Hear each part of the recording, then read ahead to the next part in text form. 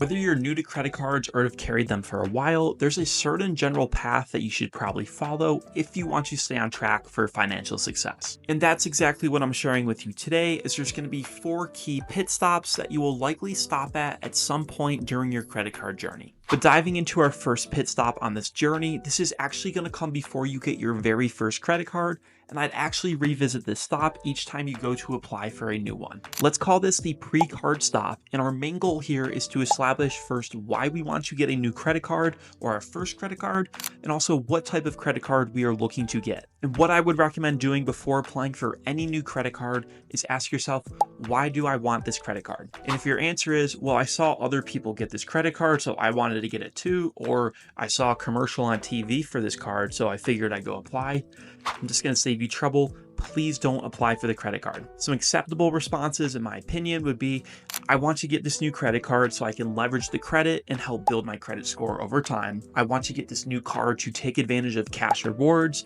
so I could then travel essentially for free.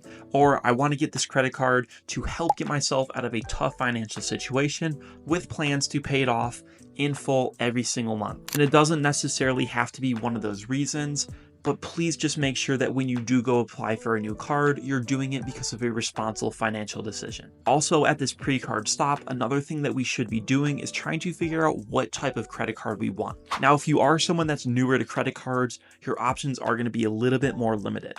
But if you're unfamiliar, there are essentially 2 key types of cards. There's unsecured credit cards and secured credit cards. Now, the big difference here, secured credit cards are focused more for people with little to no credit history or a poor past of credit history. On the other hand, our unsecured cards are focused for people later down the road in their journey. These are going to be better for rewards, travel, and different aspects like that. So if you're starting off and have no clue where to begin, I'd almost always recommend starting with a secured credit card.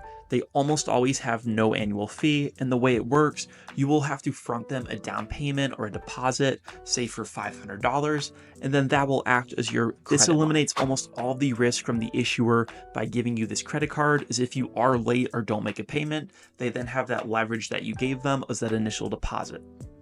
Now, if you feel like you will be comfortable with credit cards, or you already have a history of credit and you want to go right to an unsecured card for cash back, the difference here compared to those secured cards, they're going to give you probably a higher credit line and you do not need to front an initial deposit. Some credit issuers I check out for secured cards are Discover, Capital One, stick to the bigger issuers, and for those unsecured cards, stick to the no fee catch-all category, go with the Chase Freedom Unlimited, Wells Fargo Active Cash, Citi Double Cash. But now moving on to our second pit stop, and this is going to take place around 2 to 3 years after you've had your first credit card. And let's name this the establishment stop.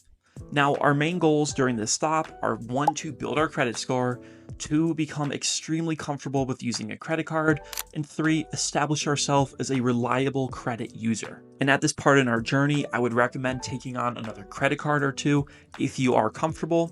If you had a secured card at one point, you can start looking at some unsecured cards. Or if you've had unsecured cards, add a couple more that will help maximize your cash back. And at this point, I would still say stick to cards with no annual fees, unless you have a very specific lineup and strategy and know exactly how you'll use these cards. I'd say that 90% of people can probably get a lot of cash back without having to pay money to hold these cards. But if you do feel comfortable using credit cards and you want to add more to your lineup, I'd recommend applying maybe every 6 months to add new cards. Aside from our primary goal of focusing on our personal finance habits with our credit cards, you can also start dabbling into some research on what credit card setups you might want to build down the road. Now, this is where I do believe that credit cards can be fun, trying to see where you can maximize and get the most rewards for every dollar that you spend. But truthfully, the primary focus during this stage is still to focus on our credit score to get it as high as possible.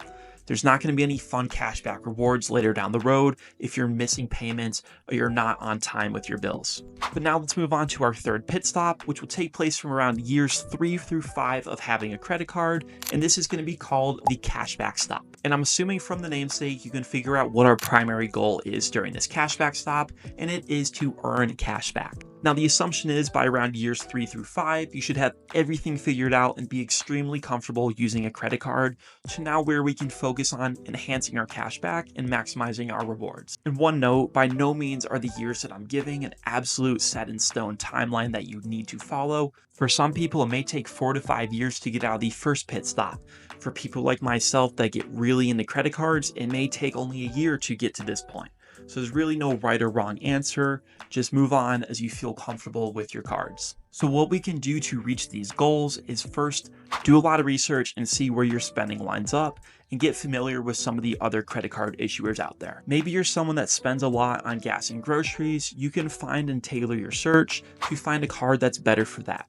If you're someone that wants a card focused on food for both dining and groceries, you can look into what cards offer a lot for that. And if you're not sure where to start and you don't really know where you spend the most, just track your spending for a month or two, see where you do spend, and then you can tailor your search from there. And as for the actual cards you can pick, there are so many options to choose from, and it can be a bit overwhelming. And if I didn't know where to start or begin, I'd maybe go onto Google and look up best credit cards with no annual fee for cashback on dining.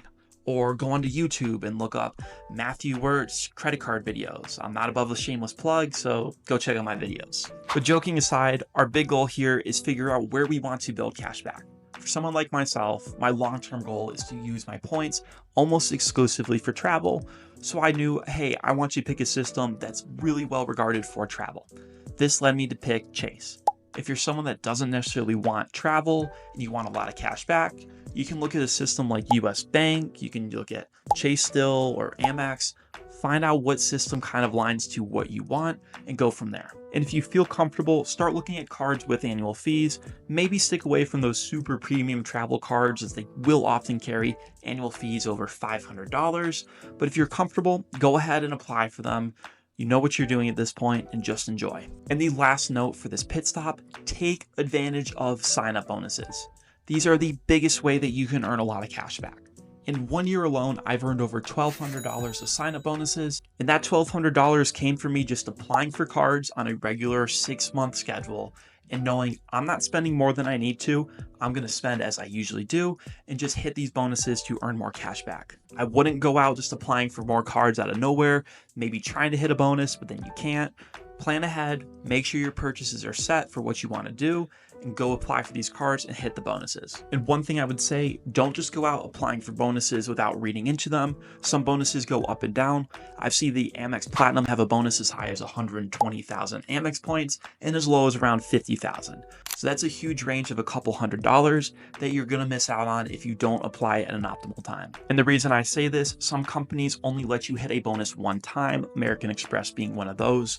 So be very particular with when you want to hit this bonus, as well as how your plan is to hit it. But now moving on to our fourth and final pit stop, which will be from years 5 onward, and this is going to be called the rinse and repeat stop. Now, I personally am not at this stage yet in my own credit card journey. I am still at stage 3, but this is what my plan is in a couple years when I do introduce more cards and start redeeming it more for travel. Now, I know that for people like myself and so many others out there, a huge perk of having credit cards is the free travel. Now, hopefully at this point, you've established yourself in a system or systems, built up a ton of cash back, and are ready to go pick up a luxury travel card and go use that for travel and continue the cycle of getting more cash back and traveling. And speaking more towards those premium travel cards, if you don't feel comfortable getting one, don't feel like you have to. They have very high annual fees.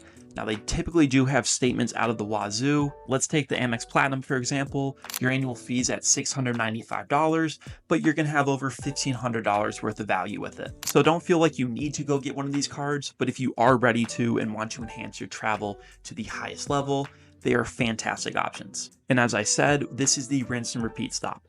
Go use your cash back, and maybe every 6 or so months, apply for a new card that's offering a nice sign-up bonus, hit that sign-up bonus to bring in a chunk of cash back, and go do the same thing again. But let's say, you know what, I already have 5 credit cards and I don't want any more than that, but I still want to get a lot of cash back, and I know that the way you get it is through sign-up bonuses. Well, you're at a point where you could maybe call up the issuer and tell them, even if you're not really, but you can tell them, hey, I'm considering canceling this card. They might throw you a bone and give you a retention offer every few years, but the biggest goal here is earn cash back. If you have multiple cards and have built a nice setup with a couple systems or one system, you should be able to lock up around 3% cash back in almost every single purchase. And I know that this is not the most detailed setup for these 4 pit stops, and I kept it that way for a reason.